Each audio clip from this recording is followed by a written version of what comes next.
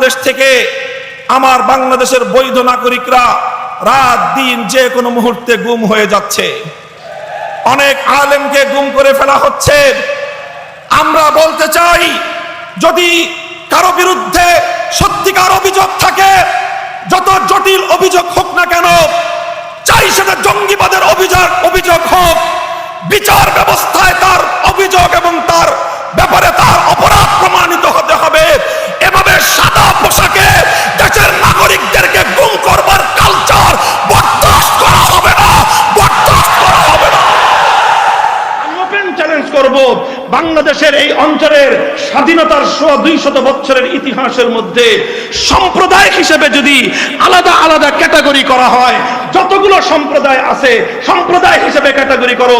Doctor সম্প্রদায় আলাদা করো, ইঞ্জিনিয়ার সম্প্রদায় আলাদা করো, আইনজীবী সম্প্রদায় আলাদা করো, ইভেন তুমি সেনাবাহিনীর সৈনিক আলাদা করো, আইন শৃঙ্খলা রক্ষাকারী বাহিনী আলাদা করো, আলেম সমাজকে একটা ক্যাটাগরি হিসেবে তুমি আলাদা গণনা করো। এরপরে 200 বছরের শহীদদের তালিকা নাও। আমি বলবো, চ্যালেঞ্জ করে বলবো, সবচেয়ে বেশি শাহাদাতের রক্ত যারা দিয়েছে সেই সমাজের নাম আলেম সমাজ। কাজেই এই দেশ অন্য কেউ আমাদেরকে দান করে নাই। এই সন্তানেরা আমার, এ দেশ অন্য কেউ আমাদেরকে দান করে নাই।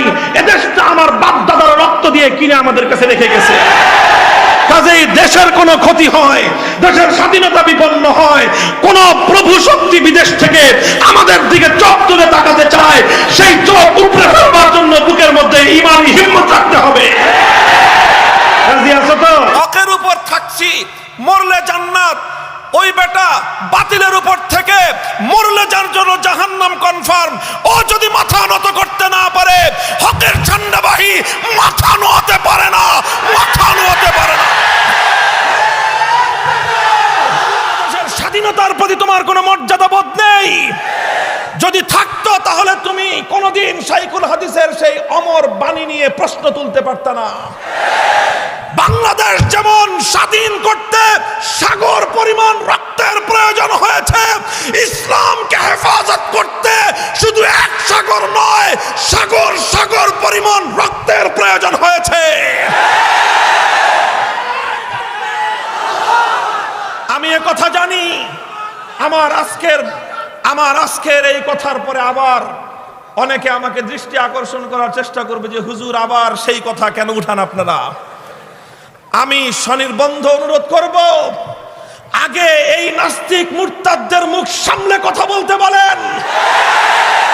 ওরা যখন আমাদের পূর্বসূরীদেরকে নিয়ে কথা বলে, ওরা যখন 1500 বছরের ইসলামের ইতিহাসকে কলঙ্কিত করতে চায়, ওরা যখন আল্লাহর পয়গম্বরের খতমে নবুয়তের মঞ্চের উপর অবৈধ হস্তক্ষেপকারী কাদিয়ানীদের দোসর হিসেবে ওদেরকে প্রোটেকশন দিতে চায়, ওরা যখন আমার নবীর খতমে নবুয়তের সিংহাসন নিয়ে টানা হেচড়া করবার চেষ্টা করে, তখন আমাদেরকেও বলতে হয় শাহাদাতের রক্ত দেওয়ার জন্য কাফনের কাপড় পরে মাঠে নামবো, আবার মাঠে নামবো।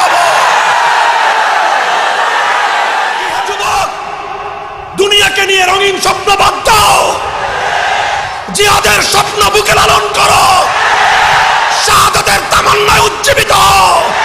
সেখানে বাংলাদেশে বসে, সেখানে বাংলাদেশের স্বাধীন মাটিতে বসে এই মুরগি চোরা শাহরিয়ার কবির সেখানে আসামের 22 কোটি মানুষের নাগরিক অধিকারের বিপক্ষে কথা বলে তারা বাংলাদেশের দিকে তাদেরকে ঠেলে দেওয়ার প্রতি নৈতিক সমর্থন জ্ঞাপন করেছে।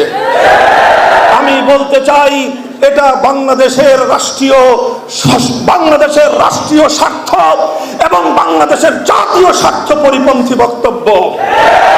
শাহরিয়ার কবিররা এভাবে বক্তব্য দিয়ে যাবে, আর আপনারা আমাদের এই ধরনের শান্তিপূর্ণ সম্মেলনগুলোর নৈতিকভাবে অনুমোদন দিতে টালবাহানা করবেন।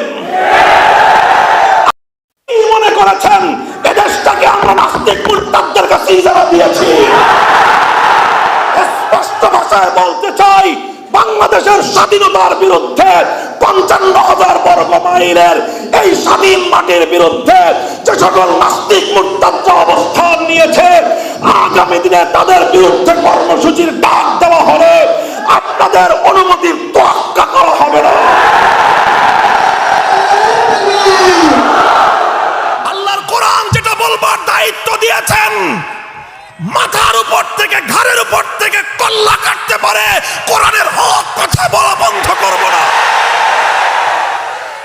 লোক চুরি করেছে পার পেয়ে যায়, সম্পদশালী চুরি করেছে পার পেয়ে যায়, ক্ষমতাবান চুরি করেছে পার পেয়ে যায়, প্রভাবশালী ব্যক্তি চুরি করেছে পার পেয়ে যায়।